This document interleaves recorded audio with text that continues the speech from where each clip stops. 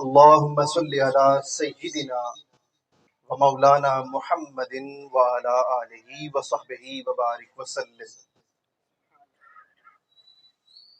قال الله تبارك وتعالى في القرآن المجيد: فأعوذ بالله من الشيطان الرجيم.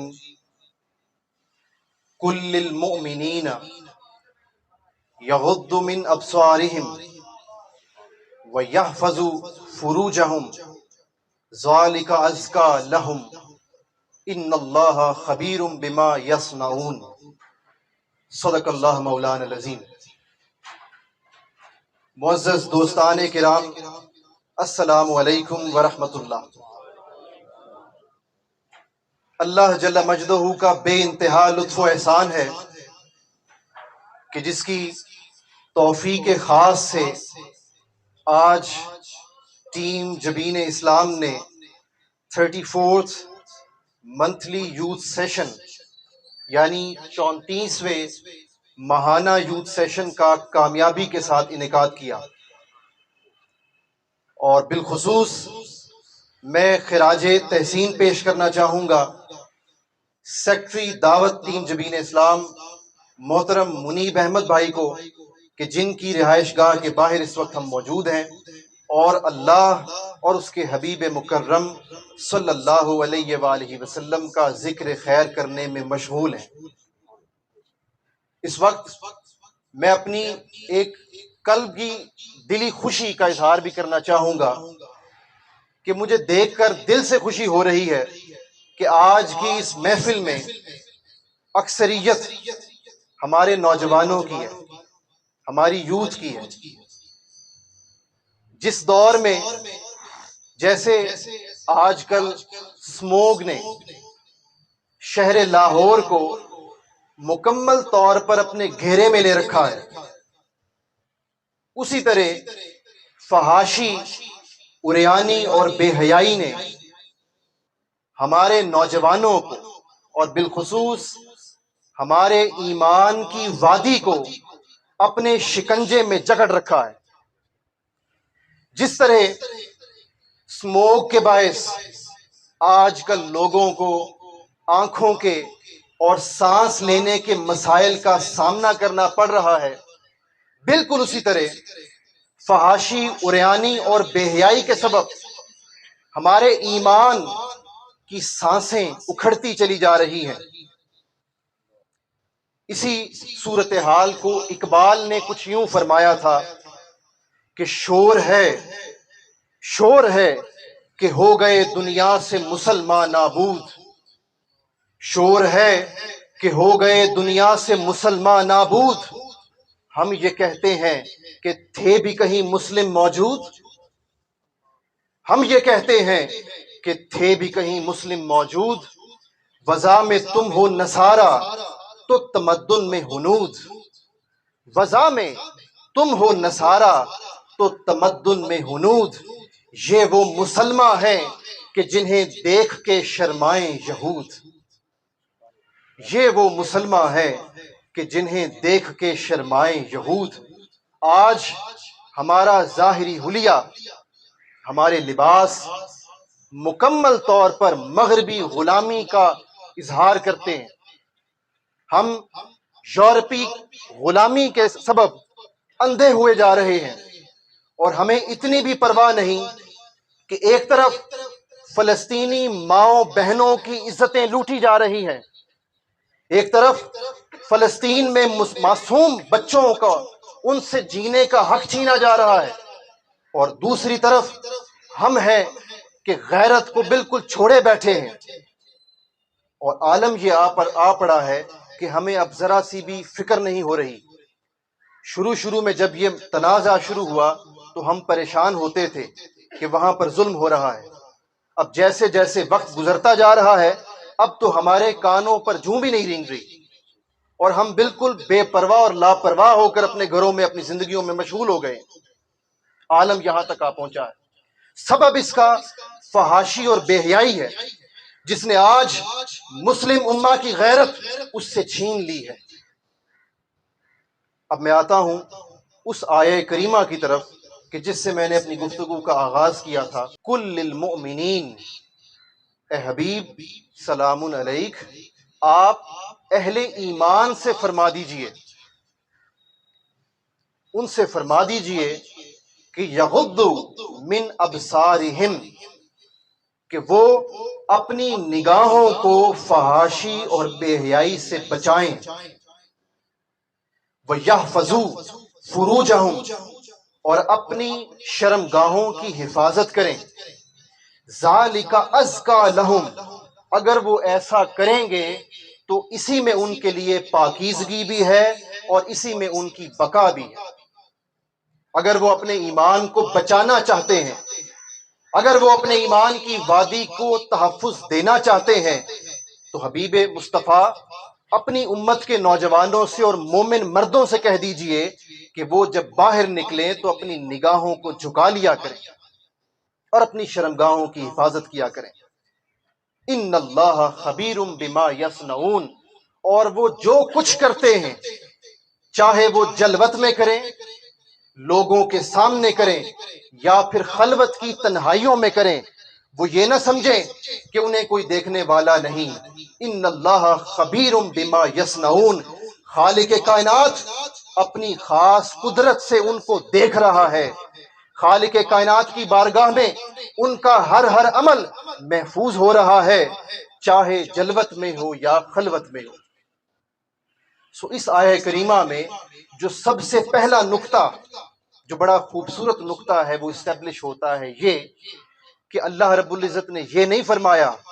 قاری صاحب محترم منیر صاحب یہاں پہ موجود ہیں حفظہ اللہ، ان کی موجودگی میں، اور ماشاءاللہ ہمارے یہاں پر بزرگان موجود ہیں، ان کی موجودگی میں مجھ جیسا ایک کم علم فقیر گفتگو کرتا ویسے زیب تو نہیں دیتا، مگر یہ اللہ رب العزت کی اور حضور علیہ السلام کی خیرات ہے کہ کچھ گفتگو کے الفاظ آپ کے ساتھ اس کا اظہار کر رہا ہوں۔ اللہ رب العزت نے یہ نہیں فرمایا قاری صاحب کل للمسلمین، کہ اے حبیب مسلمانوں سے کہہ دیجئے، نہیں فرمایا، فرمایا کل للمؤمنین، میرے محبوب، میرے سہنے، آپ کی امت میں جس کے سینے میں ایمان کا نور روشن ہے، فقط ان سے کہیے، چونکہ یہ حیا کا معاملہ بے ایمانوں کے ہے ہی نہیں، ان کے لائق ہی نہیں، یہ ان کو زیب ہی نہیں دیتا، وہ اس طرف نہیں آنے والے، یہ کام تو مومنوں کا ہے، ایمان والوں کا ہے۔ سو اہل ایمان سے کہہ دیجئے۔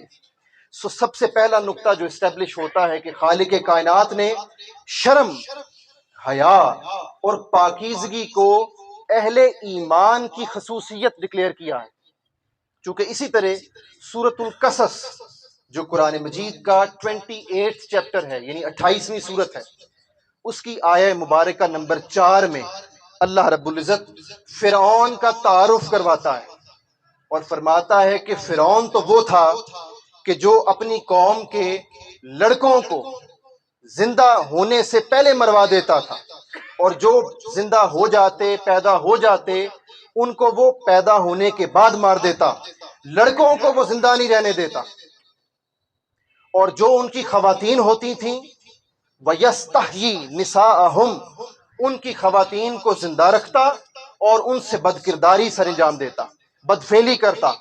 یہ فرعون کی صفت اللہ نے بیان کی کہ بے حیائی، زناکاری اور عصمت دری، خواتین کی عزت و احترام ان کا نہ کرنا، یہ اللہ نے صفت بیان کی ہے فرعون کی، جبکہ سورہ نور میں مومن مردوں کی صفت یہ بیان کی ہے کہ وہ حیا کے دامن میں آ جائیں اور شرم و حیا اور پاکیزگی کا پیکر بن جائیں۔ سو میرے دوستو، آپ کے سامنے اب دو تناظر ہیں، دو پہلو ہیں۔ ایک طرف فحاشی اور عریانی ہے جو فرعون جیسے ظالموں کی صفت ہے، بے حیاؤں کی صفت ہے، ظالموں کی صفت ہے۔ دوسری طرف اللہ نے حیا اور پاکیزگی ایمان والوں کا شرف قرار دیا ہے۔ اب فیصلہ آپ کو کرنا ہے کہ آپ نے شرم و حیا والے ایمان والوں کی صف میں آنا ہے یا فرعون کی صف میں جانا ہے۔ آپ تاریخ اٹھا کر پڑھ لیجئے، یزید کا کردار دیکھیے، بد کردار ملے گا۔ آپ قارون کا کردار پڑھ لیجئے، آپ کو فحش ملے گا، بے حیا ملے گا۔ ہر وہ حق کا علمبردار جس نے حق کی خاطر نہ اپنی عزت کی پرواہ کی، جس نے حق کی خاطر نہ اپنی جان کی پرواہ کی، جس نے حق کی خاطر نہ اپنے مال کی پرواہ کی، ہر وہ حق کا علمبردار آپ کو شرم و حیا کا پیکر ملے گا۔ سو یہ اللہ رب العزت کا حکم ہے ہم مومن مردوں کے لیے۔ پھر اسی طرح سورہ نور کی اگلی آیہ کریمہ نمبر 31 میں اللہ تعالیٰ یہی حکم خواتین، جو مسلم خواتین ہیں، مومن خواتین، ان کو بھی یہی فرماتا ہے کہ وہ بھی اپنی شرم و حیا کی حفاظت، اپنی شرمگاہوں کی حفاظت کریں اور اپنی نگاہوں کو فحش اور بے حیائی سے بچائیں۔ سو آج جب ہم نگاہ دوڑاتے ہیں اپنی سراؤنڈنگ میں، اپنے اطراف و اکناف میں، تو یوں لگتا ہے کہ گویا قیامت صغریٰ کی ایک تصویر بنی ہوئی ہے ہمارا معاشرہ۔ حضور علیہ السلام نے قیامت کی جو جو چھوٹی نشانیاں، صغائر علامات بیان کی تھیں، ہم ایسے لگتا ہے کہ اس دور میں داخل ہو چکے ہیں۔ مجھ سے کچھ روز قبل ایک فارنر، ایک بیرون ملک رہنے والے ایک نان مسلم نے ایک بات شیئر کی، اور واللہ اس بات نے شرم سے نگاہیں جھکا دی۔ اس نے کہا کہ آپ پاکستانی مسلمان بڑا فخر محسوس کرتے ہیں کہ آپ بڑے عاشق ہیں حضور علیہ السلام کے، آپ کو عشق رسول صلی اللہ علیہ وآلہ وسلم پر بڑا ناز ہے۔ کہنے لگا کہ ذرا یوٹیوب پر جا کر سرچ کیجئے اور لکھیے پاکستانی کالج، پھر لکھیے پاکستانی یونیورسٹی، اور اپنے معاشرے کا ذرا نظارہ دیکھیے۔ آپ صرف نعرے لگاتے ہیں کہ آپ عاشقان مصطفیٰ ہیں، عمل تو آپ کا کچھ اور ہے۔ یقین جانیے، جب آپ ابھی اس بات کی آپ تصدیق کر سکتے ہیں، جب یہاں سے فارغ ہوں تو آپ یوٹیوب پر جا کر دیکھیے گا، جب آپ پاکستانی کالج لکھیں گے تو نیچے جو سرچز آ جائیں گی، آپشنز، اس میں لکھا ہوا ملے گا Pakistani college vlogs, Pakistani college girls, Pakistani college girls smoking, Pakistani college girls dance competition, Pakistani college girls dance performance. آپ اسی طرح پاکستانی یونیورسٹی لکھیے یوٹیوب پر، ابھی کوئی غلط بات کسی نے نہیں لکھی، جسٹ کالج لکھا ہے، یونیورسٹی لکھی ہے تو پوری ایک فہرست آ جائے گی۔ Pakistani university love stories, Pakistani universities dance competition. سو الا حضل قیاس، یقین جانیے دل خون کے آنسو روتا ہے، شرم سے نگاہیں جھک جاتی ہیں کہ اس فارنر کو، نان مسلم کو کیا جواب دوں میں۔ یہ تو حقیقت ہے، ہمارا معاشرہ فحاشی اور بے حیائی کی دلدل میں دھستا چلا جا رہا ہے، اور نکلنے کی کوئی سبیل بھی ہم لوگ ڈھونڈ نہیں رہے۔ افسوس کا مقام ہے، ہمیں اب خواب غفلت سے جاگنا ہوگا۔ یہ امر خوشی کا باعث ہے کہ آج جوانوں کی اکثریت ہے یہاں پر، اسی لیے میں نے اپنا موضوع بحث اور موضوع گفتگو اسی حساس نقطے پر رکھا ہے، تاکہ ہم لوگ کچھ تو سوچیں کہ آخر جن کے کلمہ گو ہیں قبر میں ان کا سامنا کیسے کریں گے۔ صحیح بخاری، صحیح مسلم، کتب احادیث بھری پڑی ہیں، فرشتے من ربک کا من دینک کا کے بعد کیا پوچھیں گے؟ آخری سوال جس پر فیصلہ ہوگا قبر میں کہ آیا اس میت کے لیے جنت مقدر کر دی جائے یا جہنم اس کا ٹھکانہ قرار دیا جائے۔ آخری سوال، اس کے بعد کوئی کویشچن نہیں ہوگا، اور آخری سوال یہ ہوگا کہ اے قبر میں آنے والے، ما کنت تقول فی حق ھذا الرجل لمحمد صلی اللہ علیہ وآلہ وسلم، اے قبر میں آنے والے اور سوال و جواب دینے والے، یہ تیرے پیغمبر ہیں صلی اللہ علیہ وآلہ وسلم، ان کے بارے میں تو نے اپنی زندگی کیسے گزاری، ان کے بارے میں کیا کہا کرتا تھا، جب اپنے دوستوں میں بیٹھتا تھا تو کن کی باتیں کرتا تھا، ان کی کرتا تھا یا دین کے دشمنوں کی باتیں کرتا تھا، یورپیوں کی باتیں کرتا تھا، مغرب والوں کی باتیں کرتا تھا، جنہوں نے تیرے دین کو ڈنگ مارے، تو ان کو فالو کرتا تھا یا ان کو فالو کرتا تھا؟ سو جب ہمارا انجام کار وہاں ہونا ہے تو کس منہ سے ان کا سامنا کریں گے؟ اس حوالے سے ہو سکتا ہے کہ آپ کے مائنڈز میں یہ باتیں آئیں کہ حسن بھائی، آپ نے معاشرے کے جو مسائل ہیں، اور یوں کہہ لیجئے کہ دکھتی رگ پہ ہاتھ تو رکھ دیا ہے، مگر حل بھی ساتھ دے دیں، چونکہ حل نہیں دیں گے تو پھر آدھی بات کا کوئی فائدہ نہیں۔ تو آئیے میں سنجیدہ دلی کے ساتھ آپ کے ساتھ کچھ اقدامات رکھتا ہوں جس پر اگر ہم نے عمل کرنا شروع کر دیا تو شاید اگلی دو اور تین دہائیوں میں کوئی امید کی کرن نظر آنے لگ جائے۔ پہلا قدم جو ہمیں اٹھانا ہے وہ والدین کو اٹھانا ہے۔ والدین، ان کو اب ذمہ داری لینا ہوگی، اپنی اولاد کے حوالے سے ان کو اپنی نظر ان پر رکھنی ہوگی، نگرانی کرنا ہوگی۔ وہ تعلیمی اداروں میں بھیجنے کے بعد بالکل لا تعلق نہ ہو، یہ نہ سمجھیں کہ ان کے پاس تو تعلیم نہیں تھی تو وہ تعلیمی اداروں میں جا کر پڑھے لکھوں کے ساتھ کیسے گفتگو کریں گے، نہ، یہ نہ سوچیں۔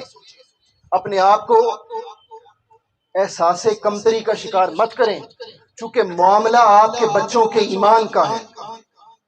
اگر آپ پیسے دیتے ہیں پرائیویٹ انسٹیٹیوٹس میں، خود پیسے دے کر بچوں کو بے حیائی اور فحاشی کی دلدل میں دھکیل رہے ہیں، سو اس کا خیال رکھیے۔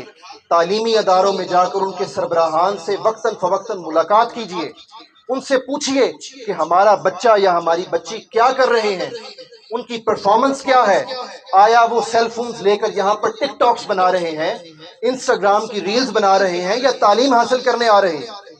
ان کا وہاں پر محاسبہ کیجیے تاکہ بچوں کو بھی پرواہ ہو کہ ہمارے ماں باپ ہمارے پیچھے آ رہے ہیں۔ دوسرا قدم جو اٹھانا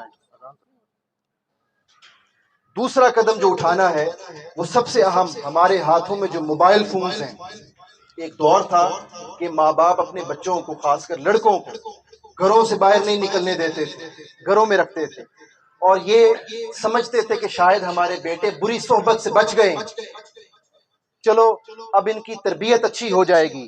مگر آج تو آپ اپنے بیٹوں کو گھر میں رکھ کر بھی ان کو محفوظ نہیں کر سکتے۔ وہ تنہا کمرے میں بیٹھے ہیں، آپ کو لگ رہا ہے کسی صحبت میں نہیں ہے، نہ، وہ تو اس صحبت میں ہے جس نے ان کا ایمان پلک جھپکنے میں خارج کر دینا۔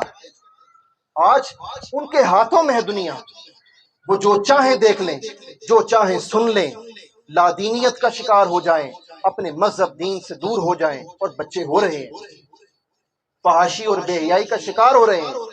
تو موبائل فونز کے پاسورڈز جو گھروں میں لگائے جاتے ہیں، ذرا سوچئے کہ گھر والوں سے بھلی کون سی پرائیویسی، ماں باپ سے کون سی پرائیویسی۔ ماں باپ کو بھی چاہیے کہ وہ اب اپنے بچوں کے آگے گھٹنے نہ ٹیکیں، بلکہ سختی سے منع کریں کہ پاسورڈز مت لگاؤ۔ پاسورڈز کی کیا ضرورت؟ اگر تمہاری پرائیویسی، بچوں کی پرائیویسی اپنے ماں باپ سے ہے، ماں باپ سے پرائیویسی رکھتے ہو، تو اس وقت کو یاد کرو جب تم کپڑے پہننے کا بھی اختیار نہیں رکھتے تھے، چھوٹے تھے، نومولود تھے، تو یہی ماں باپ تو تیرے تن کو ڈھانپتے تھے۔ آج ان سے پرائیویسی کی بات کرتا ہے، کون سی پرائیویسی؟ ان کے پاسورڈ ختم کریں، موبائل فونز پہ نگرانی رکھیں، اور ٹائم رکھیں۔ موبائل فونز کا مقصد رابطہ کرنا ہوتا ہے۔ جب بچہ اور بچی گھر میں ہے، اس نے رابطہ کس سے کرنا ہے؟ ماں باپ کی موجودگی میں کس سے رابطہ کرنا ہے؟ یہ وقت ہے کہ ہمیں اپنی غیرت کو جھنجھوڑنا ہوگا۔ یہ درد دل ہے، آپ کو لگ سکتا ہے کہ بڑا جذباتی ہو کے مقرر بن رہا ہے اور نوجوانی کی عمر میں جوش خطابت میں باتیں کر رہا ہے۔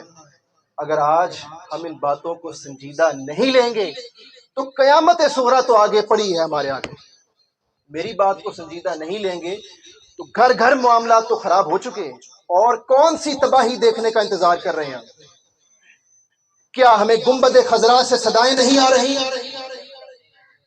کیا جناب رسول اللہ کی پکار ہمیں سنائی نہیں دیتی؟ کیا ہم بہرے ہو چکے ہیں؟ ہمارا ایمان جواب دے چکا ہے۔ آخر کب وہ وقت آئے گا جب ہم اپنے دلوں میں موجود ایمان کے کانوں سے سنیں گے؟ حضور صدا دے رہے ہیں کہ اے میری امت، اس دن کے لیے اپنے شکم پر پتھر باندھ کر غزوے لڑے تھے۔ جن کا کلمہ پڑھتے ہیں ان کو تو کھانا میسر نہ تھا، مگر انہوں نے پھر بھی کفار کا سامنا کیا، شکم پر پتھر باندھے، پیٹ پر۔ کس کے لیے باندھے؟ اور آج ہمیں ان کی پرواہ تک نہ ہو، یہ بے وفائی ہے۔ مسلمان کو شیوا نہیں دیتا کہ وہ اپنے رب سے اور رب کے رسول صلی اللہ علیہ وآلہ وسلم سے بے وفائی کرے۔ سو وفا کے دائرے میں آنا ہوگا، یہ ماں باپ کے کرنے کے کام ہیں۔ اس کے بعد ائمہ کرام بصد احترام ہمارے سروں کے تاج ہیں، ہم ان سب کا احترام کرتے ہیں۔ ان کا فرض بنتا ہے کہ وہ اپنے علاقے میں جو پیرنٹس آتے ہیں نماز پڑھنے کے لیے مساجد میں، ان کے ساتھ مشاورت کریں اور کمیٹیز تشکیل دیں پیرنٹس کے ساتھ۔ جب وہ ائمہ مساجد پیرنٹس کے ساتھ انگیج کریں گے باقاعدہ پلاننگ کے ساتھ، تو پھر ان امام حضرات کو اپنے علاقے کے جو بچے ہیں ان کے حالات کی بھی خبر ہوگی، پھر والدین بھی ان سے شیئر کرنے میں مسائل پریشانی کا سامنا نہیں کریں گے، ہچکچائیں گے نہیں۔ اس سے کیا ہوگا کہ جب کبھی کسی بچے کی فکری خرابی دیکھیں، اس میں شخصی مسائل دیکھیں اور دیکھیں کہ ہمارا بچہ بگڑ رہا ہے، تو پھر اس کو لائیں والدین اپنے امام مسجد کے پاس، خود بھی آئیں اور بچوں کو بھی لائیں، مسجد سے بچوں کا تعلق بحال کریں۔ اس میں ائمہ مساجد کو اور والدین کو مل کر کردار ادا کرنا ہوگا۔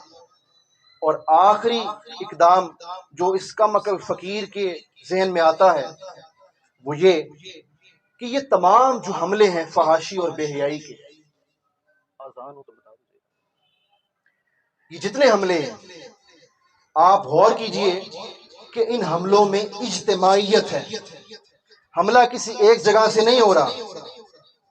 آپ موبائل فون میں جاتے ہیں، فیس بک آن کرتے ہیں، بچہ ہے اس کو کیا پتا، وہاں پر ایسی ایڈز آ جائیں گی، یوٹیوب پر ایڈز آ جائیں گی، بچے کو کیا خبر کہ اس چیز کو دیکھنے سے میرے دین نے منع کیا، وہ دیکھتا رہے گا، اس کے لیے وہ بے حیائی نارملائز ہو جائے گی۔ یہ جو آج ہمارے بچے ہیں جب یہ کل کو جوان ہوں گے تو ان کے لیے بے حیائی اور فحاشی ایک نارمل چیز ہوگی۔ ہم ان کو سمجھا کر پاگل سمجھے جائیں گے، وہ سمجھیں گے یہ پاگل ہے، چونکہ انہوں نے تو بچپن سے یہ دیکھا ہے۔ اس سبب سے یہ ایک صحبت ہے، ایک کمپنی ہے جو موبائل کی صورت میں بچوں کو اپنے گھروں میں اور بیڈ رومز میں میسر ہے۔ تو صحبت بد کا علاج صحبت نیک سے ہی ممکن ہے۔ جب کوئی مرض لاحق ہوتا ہے، کوئی بیماری ہوتی ہے تو اس کا علاج بھی کرنا پڑتا ہے، علاج کیے بغیر مرض خود بخود ٹھیک نہیں ہوتا۔ تو آپ خود سوچئے جب آج بے حیائی اور فحاشی کا سبب بری صحبت ہے تو پھر اس کا علاج ڈھونڈیں، اس کا علاج اچھی صحبت سے ملے گا۔ اور میں یہ کبھی دعویٰ نہیں کرتا کہ یہ جو نوجوانوں کا مرکز ہے ٹیم جبین اسلام، جبین کہتے ہیں ماتھے کو، اسلام کا جھومر، اسلام کا چہرہ، یہ نوجوانوں کی ٹیم ہے۔ میں یہ نہیں کہتا کہ ہمارے ساتھ اپنے بچوں کو انگیج کریں، جوائن کریں۔ آپ کے ہاں جو اچھے باکردار پیران کرام ہیں، ائمہ مساجد ہیں، ان کے ساتھ اپنے بچوں کو لنک کریں، جوڑیں، چونکہ اتنی سخت صحبت ہے بری کہ اس کا علاج جلد از جلد صحبت نیک کے بغیر ممکن نہیں۔ اپنے بچوں کو نیک صحبت سے بہرور کریں، اسی میں ہمارے ایمان کی بقا ہے اور اسی میں ہماری خیر ہے۔ اگر فرض کیا ہم یہ کام نہیں کرتے تو پھر کیا ہوگا؟ اللہ رب العزت نے وہ منظر بھی بیان کیا ہے کہ اگر ہم یہ اقدامات نہیں لیتے اور ہوش کے ناخن نہیں لیتے تو پھر کیا ہوگا؟ اس کے لیے خالق کائنات نے سورہ الحج جو قرآن مجید کا 22 چیپٹر ہے، 22ویں سورت ہے، اس میں اللہ رب العزت آیہ کریمہ نمبر 40 میں ارشاد فرماتا ہے کہ اگر معاشرے میں بے حیائی کے ڈیرے ہوں، ہر سو فحاشی ہو اور برائیاں ان کے ڈھیروں کے ڈھیر لگ جائیں، معاشرے میں ان کا تعفن اٹھے، گھر گھر برائیوں کی بدبو پھیل جائے، تو ایسے میں کیا کرنا ہوگا؟ اللہ رب العزت نے فرمایا کہ ایسے میں کچھ لوگوں کو اٹھنا ہوگا، بعضهم ببعض لہدمت، کچھ لوگوں کو اس فحاشی بے حیائی اور برائی کے خلاف سینہ سپر ہونا ہوگا۔ اگر وہ نہ ہوئے تو اللہ نے فرمایا کہ پھر ویرانیاں آ جائیں گی۔ اور توجہ سے سنیے کہ ویرانیاں کہاں آئیں گی؟ خالق کائنات فرماتا ہے کہ ویرانیاں آ جائیں گی صوامع، تمہاری خانقاہیں ویران ہو جائیں گی، وبیع، کرسچنز کے گرجے، عیسائیوں کے گرجے ویران ہو جائیں گے، وصلوات، اور یہودیوں کے عبادت خانے ویران ہو جائیں گے۔ اللہ رب العزت نے عالمگیری سطح پر بنی نوع انسان کو مخاطب کیا ہے اور آخر پر درد بھرے انداز سے کہنا پڑتا ہے کہ خالق کائنات نے آج کے منظر کو بھی بیان فرما دیا کہ اگر تم حق پر نہ اٹھے اور فحاشی، بے حیائی اور برائی کی دلدل سے اپنی نوجوان نسل کو باہر نکالنے کے لیے تم نے جد و جہد نہ کی تو کیا ہوگا؟ آخر پر فرمایا وَمَسَاجِد، تمہاری مسجدیں بھی ویران ہو جائیں گی۔ سو آج وقت ہے کہ ہم مسلمان اپنی فکر کریں، اپنی صفوں کی فکر کریں کہ ہمارے نوجوان کس طرف جا رہے ہیں۔ اگر ہم نے یہ نہ کیا تو پھر ہمارا تاریخ میں نام و نشان تک نہ مٹے گا۔ اس حوالے سے میں بالکل آخر پر علامہ اقبال نے کچھ اشعار ہمارے ساتھ ان کا اظہار کیا، اور یہ جو کافی منفی منظرنامہ میں نے آپ کے سامنے شیئر کیا ہے، اقبال نے اس میں مثبت پہلو بھی نکالا ہے۔ انہوں نے کہا ہے کہ مسلمان کبھی سرنڈر نہیں کرتا، وہ باطل کے آگے جھکتا نہیں۔ دنیا دیکھ رہی ہوگی کہ شاید اب مسلمان مٹنے والے ہیں، مگر پھر مسلمانوں کو اللہ پھر سے روح عطا کر دے گا، پھر سے قوت ایمانی دے دے گا۔ تو فرمایا کہ مجھے امید ہے کہ نکل کے صحرا سے جس نے روما کی سلطنت کو الٹ دیا تھا، نکل کے صحرا سے جس نے روما کی سلطنت کو الٹ دیا تھا، سنا ہے یہ قدسیوں سے میں نے کہ وہ شیر پھر ہوشیار ہوگا۔ سنا ہے یہ قدسیوں سے میں نے کہ وہ شیر پھر ہوشیار ہوگا۔ اور آخر پر لکھتے ہیں کہ تمہاری تہذیب اپنے خنجر سے آپ ہی خودکشی کرے گی۔ آج مغرب رو رہا ہے اپنی بے حیائی کے سبب، اور ہم لوگ بھی رونے والے دور میں داخل ہو چکے ہیں۔ اقبال نے 100 برس پہلے کہہ دیا تھا، اس مرد کلندر نے فرمایا تھا کہ تمہاری تہذیب اپنے خنجر سے آپ ہی خودکشی کرے گی۔ جو شاخ نازک پہ آشیانہ بنے گا ناپائیدار ہوگا، جو شاخ نازک پہ آشیانہ بنے گا ناپائیدار ہوگا۔ تو ہمیں اپنا آشیانہ مغرب اور کفر کے نازک شاخ پر نہیں بنانا، بلکہ ہمیں اپنا آشیانہ اسلام کی بنیاد پر بنانا ہے۔ اور آخر پر ایک حدیث مبارکہ آپ کے ساتھ شیئر کر کے اجازت چاہوں گا۔ بڑی ایمان افروز روایت ہے۔ ہم بعض دفعہ سمجھتے ہیں کہ ہم گناہوں کی دلدل میں چلے گئے ہیں تو شاید واپسی کے دروازے بند ہو چکے ہیں۔ نہ، خالق کائنات نے اور اس کے پیارے محبوب صلی اللہ علیہ وآلہ وسلم خاتم النبیین والامام المرسلین علیہ الصلوۃ والسلام نے اپنی رحمت کے دروازے کبھی اپنی امت کے لیے بند نہیں کیے۔ صحیح بخاری کی ایک روایت ہے کہ ایک روز مسجد نبوی شریف کے باہر کسی شخص کو کوڑے لگ رہے تھے، حدیث صحیح ہے، کوڑے لگ رہے تھے، تو صحابہ کرام نے یہ کہہ دیا کہ لعنت ہو اس شخص پر، بار بار گناہ کر کے آتا ہے اور کوڑے کھاتا ہے۔ وہ شخص اس سے پہلے بھی 2-3 بار گناہ کر کے کوڑے کھا چکا تھا، اب تیسری یا چوتھی دفعہ آیا تھا اور پھر کوڑے لگ رہے تھے۔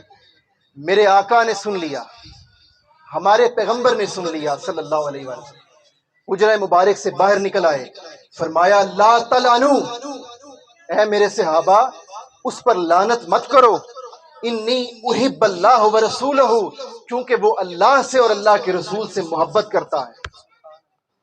قربان جائیے، گناہگار ہے، کوڑے لگ رہے ہیں، ایک بار نہیں، تیسری یا چوتھی بار کوڑے کھا رہا ہے، اس کے باوجود آپ کے اور میرے پیغمبر کو دیکھیے کتنا خیال ہے، گناہگار کی عزت نفس کا بھی کتنا خیال ہے۔ فرمایا لعنت مت بھیجو، احب اللہ ورسول، اللہ اور اللہ کے رسول سے محبت کرنے والا ہے۔ صحابہ پریشان ہو گئے، حضور کے آگے تو مجال نہیں تھی پوچھنے کی۔ حضور علیہ السلام کے جانے کے بعد آپس میں ڈسکس کرنے لگے کہ آخر یہ محبت کیسے کرتا ہے، یہ تو گناہگار ہے۔ پھر صحابہ کرام نے کھوج لگانا شروع کی کہ آخر یہ شخص، اس کی محبت کا زاویہ کیا ہے، تو پتہ چلا کہ یہ شخص حضور علیہ السلام کو دور سے تکتا رہتا ہے، صبح سے لے کر رات تک۔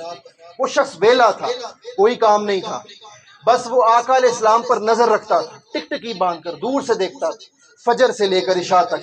اور جب رات کو آقا علیہ السلام اپنے حجرہ مبارک میں جانے لگتے، سارے صحابہ چلے جاتے تو یہ چپکے سے آتا اور حضور کو کوئی ہنسنے کی بات سنا دیتا۔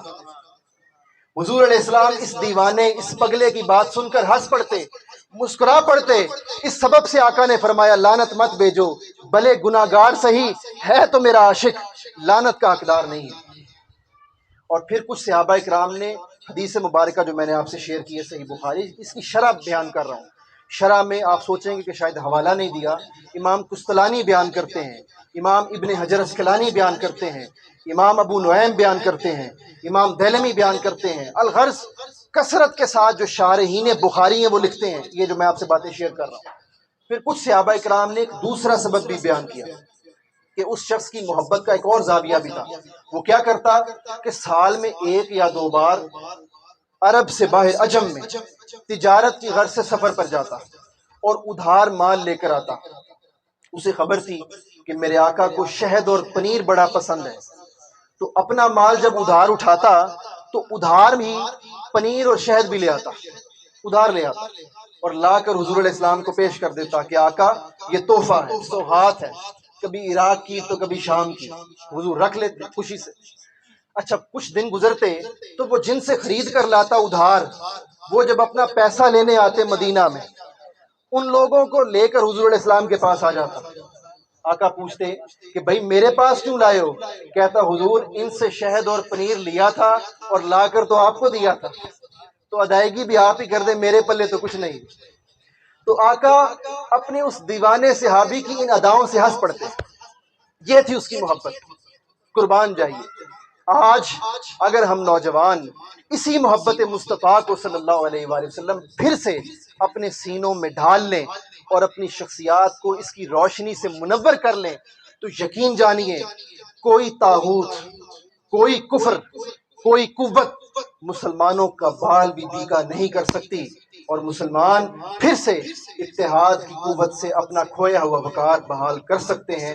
اللہ رب العزت ہمیں عقیدہ صحیحہ کے ساتھ ساتھ عمل کی توفیق عطا فرمائے۔ آخر پر میں اپنی ٹیم جبین اسلام کو مبارکباد پیش کرنا چاہوں گا کہ انہوں نے یہ خوبصورت بزم سجائی۔